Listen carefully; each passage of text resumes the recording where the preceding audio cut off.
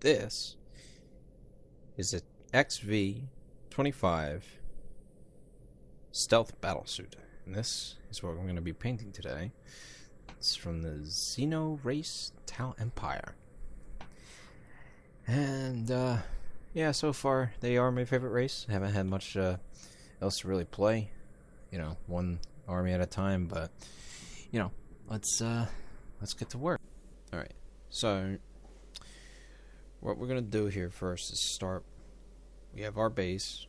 It's layered in the primer. We're going to go ahead and start with a base coat on the entire model. It's going to be this. I'm going to use this gray. You all can for a Citadel, good Citadel matchup. I'd probably recommend ceramic white. I guess.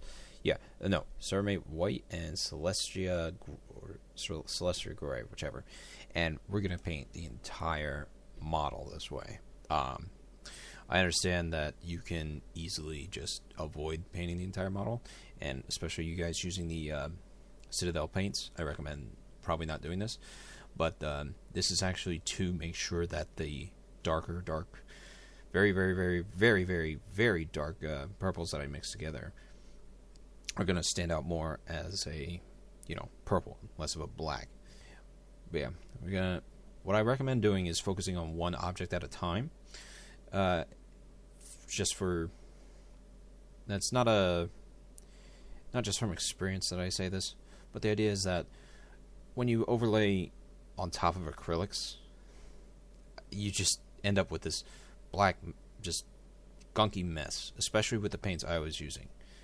The paints I use are heavy. It's of the Citadel paints I know, they're very very thin, as though they're like a medium. They're mixed with like a base medium, which is what I will be using. What I do use to spread my paint around quite a bit for the painting I'm doing here. But as it stands, it's even still just will glob up several times, and I go back to fix it on multiple occasions.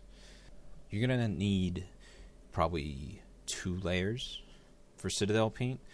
Mine, I just wanted to make sure I went back and filled in all the white spots if there were any. For me, that's less of worrisome because, well, I mean, it adds a little more character by having just a bit more out of place color. It fits in a way, in its own little way. The brushes I'm using aren't, they're not grade A standard. They're just basic brushes you can get from anywhere. What we're going to do is we're going to paint this in a, like I said earlier, it's going to be a kind of a white, I'm going to use my own custom style of painting. It's not going to be basic Tau or the new Tau color scheme that's going on. This is my own. What I'm going through now is making sure that I cover up what I can, and I want to make sure that the gray stands as uniform, I guess, as the rest of the model, because I'm finding some spots I've noticed that it's off. It's a little more white in places, it's a little more darker in places. Here I wait and dry, and I'm probably gonna switch now to my next color, which is gonna be my dark base. You could probably use Xerneas purple for this one, for you Citadel paint users. What I'm going to do for this, and so I'm going to paint, I guess you would call them hooves. I don't know. The towel, I don't know. But I paint most of the feet and probably the knee pads. Even though my painting becomes predictable, you guys are going to see it becomes very, very predictable about where I put my paints. It's going to be like, well, there's one spot, there's another spot that's separated, so now you got separation of colors. It's all personal preference, especially when you're making your own little color scheme. I personally like customizing colors, and I don't see why you can't. I made a little mistake right there. I'm trying to decide how far up the leg I want these paints to go. Right now I'm going to start painting that barrel of the gun, I guess you would call it. A bloody, was a burst cannon, I guess. Yeah, burst cannon. Yeah, if I have strength 5, AP5, what have you. Full shots. So, now the problem with painting a glued model is that, you have to get in all these nooks and crannies. And I don't have a detail brush. I mean, I have a detail brush, but it's not at all, like, the greatest thing compared to a lot of the modeling paintbrushes that are out there. Again, the reason I painted the white first on the whole body was to bring out the purple, because even though it looks uniform on the, even though it looks that this weird uniform nightmare, I called it my own nightmare purple, which you guys will be using Xeris purple if you wanted to follow me like this.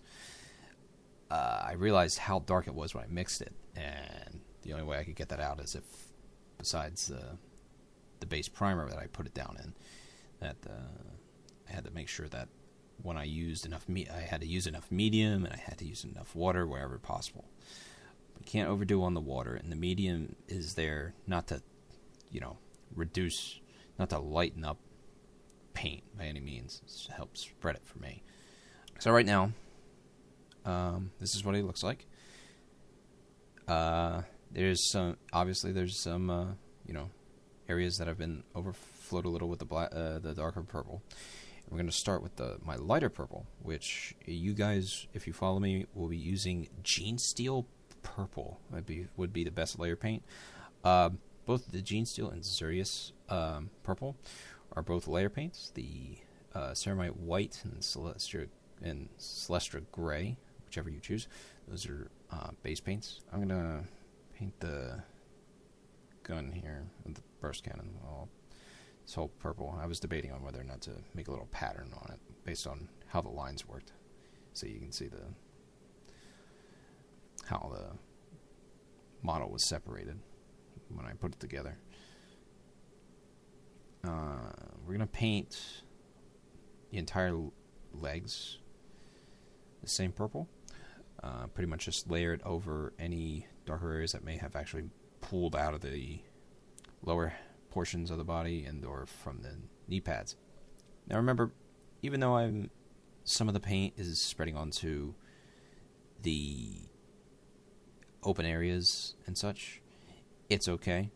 You're not going to, you can easily go over them, and like I said before, it's your own thing. You're the artist. You decide how you want to be painted.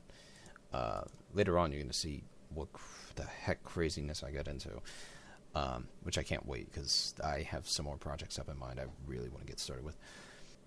Go ahead and paint these.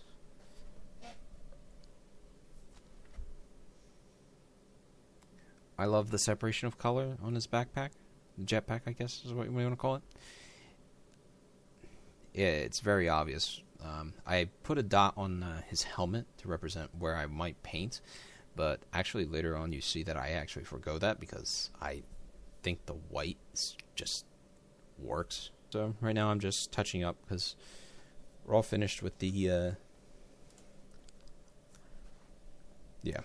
all finished with the other purple. We're just gonna clean this up. So I'm still, for now, it's that extra piece that is that knife that I still don't know what to do yet. So I'm just going to clean up a little, and I'm going to prepare a black wash. There's several Citadel things essential. They have their own little washes and I guess little sheen effects that makes it pretty well. I'm going to bring the Tau logo out a little because I realize it's going to get covered in paint soon when I start doing all the fun little shading I have ideas. So I'm just going to pull that out, blend it over a little with some white. Now's where I dry brush. This dry brush, it's essentially taking no water, no medium whatsoever. Just putting paint on your brush, making sure it's not at all concentrated, and just rubbing it on the model. This produces like the brush's own scratches. You might notice that I'm using a flat-headed tip brush. All it is just, a flat surface that I'm just pretty much just poking this thing at. Look at that. So what ends up happening is you end up with this smoother but organic natural shadow. I'm just going to shade majority of his body with this dry brush technique. So I'm just scraping away along at him. And now I'm going to do essentially the same thing for the highlights. For the dry brush of the shades, I'd recommend the Dawnstone.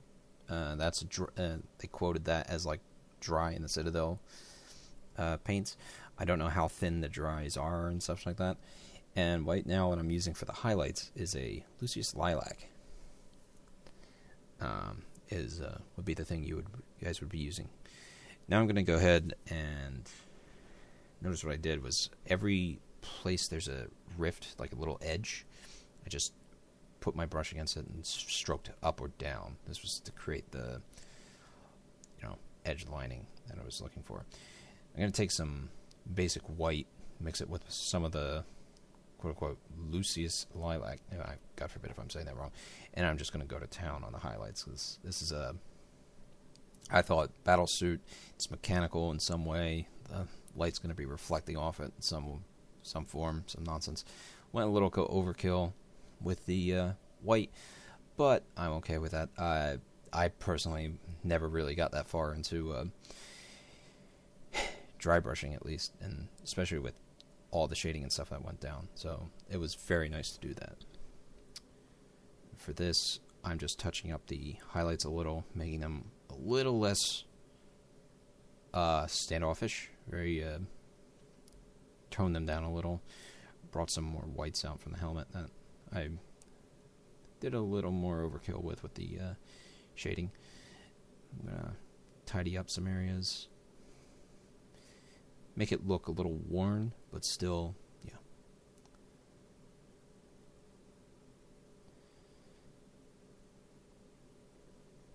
Now it looks natural. Like, completely natural. But I'm not done yet. I have a cerulean blue. Any sort of blue would work for you guys. A lot of you like to use red for the towel lights and such. I like matching these. So I'm just going to poke these with a couple of blue. I don't know. And I'm going to add a little white highlight to all of it. So I'm going to blend the gun a little so that it looks like it's emanating from the gun a little. And there you have it. This is the XV stealth suit. Battle suit, stealth suit, So, yes, I hope you enjoyed. And that's how I painted it. Thank you all so much for watching. It was really fun. I went a little overboard with the highlights a little, but you have no idea how much I enjoyed it. Anyway, thank you all for watching, and hope you enjoyed it, and I'll catch you next time. Peace.